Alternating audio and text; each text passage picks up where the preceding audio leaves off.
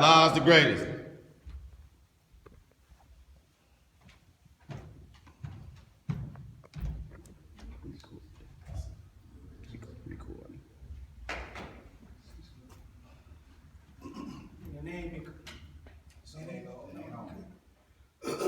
In the name and cause of Allah Salah, the most merciful, most compassionate, cause, creating, stain of all things, Lord and Master, day of judgment.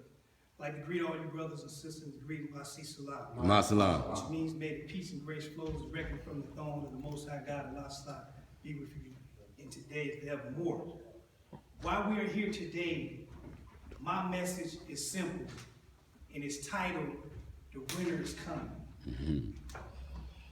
I assume that most of you are familiar with the movie, The Game of Thrones.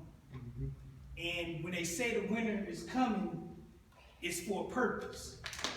And I ask you today to begin the process and begin to think, what does that mean to you, the winter is coming? What that means to me as a Melanic, that the winter is coming, that it's time for preparation. Correct, sir? That's right. That we must begin the process of preparing ourselves for this winter. Now, the winter is not necessarily the snow and the cold and the 0 below weather. But what comes with it is responsibility. I'm a firm believer that when you embrace the theology of the Melanic Islamic Palace Son, it brings about discipline. It brings about a harmony within yourself, that you find a level of self-respect and dignity, and you demand to give that respect because you demand the same respect in return. The brothers in here, I know many of you, we have been around each other for many years. And as the brother said, what we're doing here tonight, I would say will begin our part of our legacy as our rebirth as a nation. As we come from the ashes of Jim Crow, the ashes of the COINTEL program, the ashes of being stereotyped by law enforcement, who feel that we are a threat because they understand that we have the ability under our theology to raise that Messiah. That once you embrace our theology and you fall in love with it, it's within your heart to go out there and serve our people. Now this winter is coming is our beginning. And sister, you're going to play a great role in the beginning process. Cooking is important because if you cook proper for the men and women and children, we're going to be all right. We're not going to find ourselves with diabetes and early heart attacks and cancer and all that stuff. So you play a critical role, but your role is more critical than cooking for the nation. You're a mother. You give birth to our future. That is the greatest blessing we can ever have, that a woman can ever give us as a community, is give birth to our children. Now it's how we teach those children, how we prepare those children to take leadership early on in life. So your role will be critical. I'm not going to sit up here and assume you're going to come back. I'm giving your future husband orders to make sure you're back next week, because he's going to be back next week. And he'll tell you it's not his first time receiving orders from me, and he have always followed them. It's important. The black woman plays such a critical role in every organization, every ministry that I know on earth. She is the foundation of our existence. Without her, we don't exist. You go into any church, 70% of the church is filled with women. Go to any mosque, 70% of the mosque filled with women. Go to any temple, synagogue, or any other place of worship, 70% of the membership is going to be women. And that's just the reality. So your role is critical, and we need you to understand that. Because you can play a critical role in leadership in the Melanic Islamic Palace Son as we begin our rebuilding process. The young brother, he has a critical role because he can influence other young people and bring them in. As our palace administrator said earlier, we just not pulpit pimps. We just not going to be coming out talking on the podium on Fuqua Day, which is Saturday. We're going to be proactive in what's going on in our community. We have a moral responsibility as members of the Melanic Islamic Palace Son to combat injustice. Part of combating injustice is educating people, because what you will learn is most people don't even realize they're being inflicted by injustice because they really don't know what discrimination looks like. They really don't know what racism looked like. So when you come here, it's our responsibility, those in leadership, is to teach you. Not only here, but teach you out in the community by being proactive, going door to door, inviting ourselves into the households. And that's another place where you play a critical role, that sister, and all the other sisters in the future. Because you will be able to give the beautiful smile to the sister who we knock on the door, and she will invite us in and return home. Because she's going to be more comfortable with a black woman with the red, black, and green flag on entering her home. And then you have the responsibility to invite us in. And when you invite us in, that's when you bring the sister and her children here. And then we have a responsibility, whether it's a brother or sister that's speaking, is to exhort the brothers and sisters to the truth. That is what we have been firm on, that we speak the truth. We don't compromise the truth. Not for friendship, not for money. We speak the truth. Any revolution have always started with a small band of people. I can't think of history where a revolution has started with mass group of people. The mass eventually come on, but it initially started with a small band of people that's committed to a cause. And I don't think it's no cause greater for us to come together as a community than to suffering our people. It's no cause greater than that. When you look in our community, you see the death and destruction, whether it's self-destruction or we being preyed upon by law enforcement. You see it. We see the things that our president is doing within this country. We see what's taking place within our community when the black man is not present. They say we are a dangerous species. That's something we really got to begin to study. Because if we don't change the conditions in our community, we still gonna have a dumbed down community. We still gonna have a community that don't respect black women. And if you don't respect black women, no other nation, no other community, no other society will respect you as a man. No community gonna respect you if they see you so easy to address your women as B's and H's. How can I respect you when you don't respect the black woman who have given you life? Come on. How? You can't ask me to respect you. You can't ask the Arab brother to respect you when he see you don't respect your own woman. That's right. So it's so easy for him to disrespect her when she entered his store, a place of business. That's right. We can't ask the Jewish community to respect us when we disrespect our own sisters. Because not only they don't respect us because we don't respect our women, because they also don't respect us because they know we don't understand the value of our dollar. And that's powerful. Just think about that. They don't respect us because we don't respect our dollar. What does that mean? Within the black community, the dollar only circulates one time.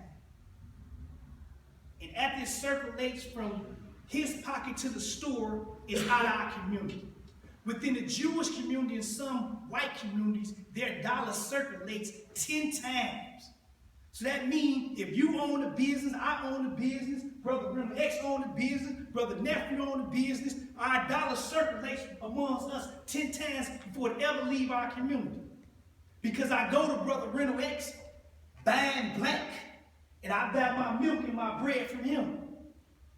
I go to Brother Nephew and I get my car fixed at Brother Nephew place. I go to Brother Will X and I get Will X to tow my car when it breaks down. That way that dollar is circulating. So it comes in his pocket, in my pocket, in our pocket, and then we support our community through that way. But they would never respect us if they know we don't respect the black woman and we don't respect our dollar. That's right. That's the only way we're going to find independence. That's right. It's by respecting our women and respecting the dollar that we have. We're not a broke people. We just mismanage our finances. Pretty much. We want Jordans. We want the 500 pair of jeans. But the very people you buying these products from are conspirators to your living conditions. We have a lot of people in our community in the prison system. Many people are investing in that. Many corporations that we spend our hard-earned money are invested in the prison system. And we sit up and think in our community that slavery still don't exist. I'm here to tell you that it does. The 13th Amendment allowed it to take place. They allow it to take place. So all you have to do is go read the amendments and get to the 13th Amendment. If any brother or sister servitude are put in a situation and caught up in the criminal justice system, you are subject to be into slavery in America today, in 2017. You ain't got to worry about 1619. I'm talking about the 2017. They're giving them slave wages. Yes, sir. They're giving them the poorest food that you can possibly have. Yes, and disrespect them like less than human beings. So slavery still exists today. It's just modern day.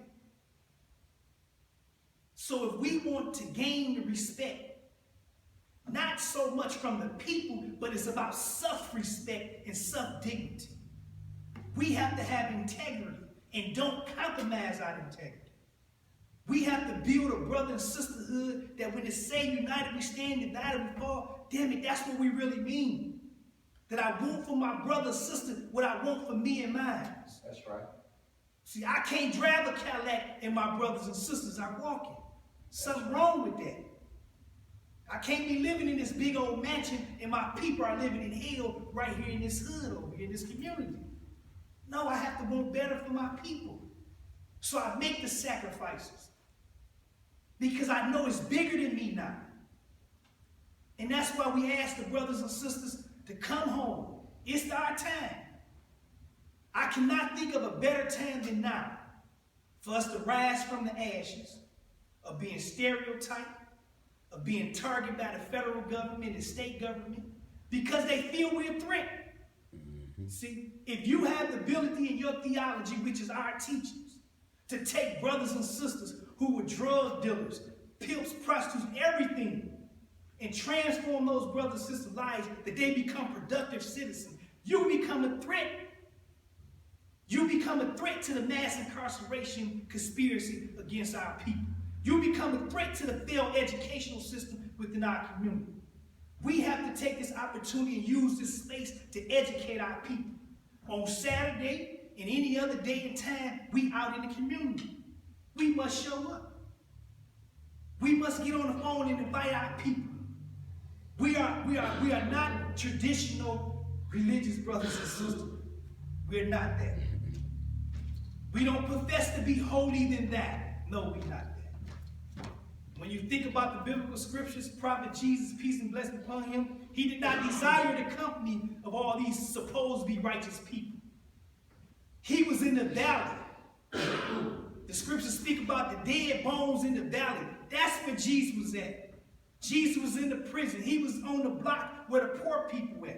He was on the block with the people that was infected with diseases. That's where he was doing his work at. And we are the Jesus on the set today. Me and you, brothers and sisters. And we have to put in the work to save our people, because if we don't do it, who's going to do it for us? If we don't write our legacy, who's going to write our legacy? If we don't begin to be prepared for the winter to come, who going to prepare us? Who going to prepare us? We started out as a fruit, but we can change that whole dilemma overnight by what we teach the people and how we conduct ourselves out in the community. How we conduct ourselves in our community, in our households. That's what's going to be important. Being prepared, on time, never compromising, maintaining integrity, being the man that you say you is in public as well in private. Being the woman that you profess you are in public as you in private. Be that person. Be genuine. In our theology, we say we will never hesitate to aid and assist a worthy brother and sister. Never. I don't believe anybody to take the oath and pledge, anybody that's supporter of the Melanic Islamic College grandson is a worthy brother and sister until they show us different. So we should never hesitate to aid and assist for righteousness, not for foolery. Because some people confuse that real quick and think aid and assist means you can call me at 3, 4 o'clock in the morning to come and pick you up when you're not in your right state of mind. No, that's not what we're talking about, brothers and sisters. We're talking about when brothers and sisters really need you. when there's problems within the family and you need somebody to whisper good counsel in you and your wife's ear or your husband's ear. We need your leadership. We need strong black women. We need strong young men and women to help us. The winter is coming. Let's get on the road of preparing ourselves for this winter. Because if we don't, we surely will suffer the consequences. I see Salah, brothers. Salah.